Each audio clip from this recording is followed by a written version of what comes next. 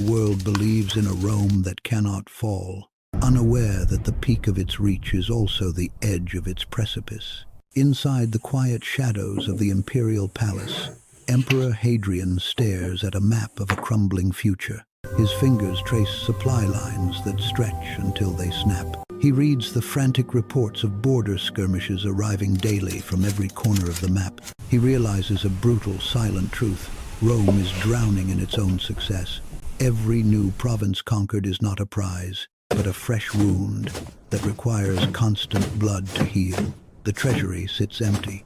The borders have grown dangerously thin. The army is spread so far across the continents that it can no longer strike back. The giant has grown too large to feed itself. Hadrian summons his generals. They arrive with maps of the east, expecting orders for a glorious new campaign to expand the borders even further.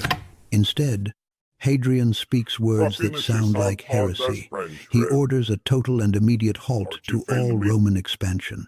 Silence fell, then a command stunned all. He orders the construction of massive stone barriers across the most volatile edges of the empire.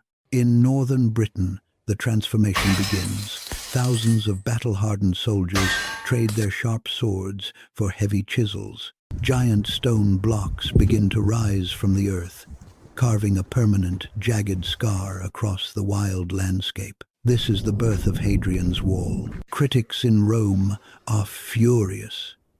They whisper in the corridors of power, calling their emperor a coward. They demand more glory, more slaves, and more land to plunder. To them, the wall is not a shield, but a cage that imprisons the Roman spirit. They cannot see the wisdom in restraint. Hadrian ignores the venomous whispers and the political schemes. He watches the stones being set into the cold earth, knowing a hard truth his enemies refuse to face. A kingdom that grows without limit is a kingdom that is merely preparing for its own violent collapse. He chose a stable border over a fleeting victory.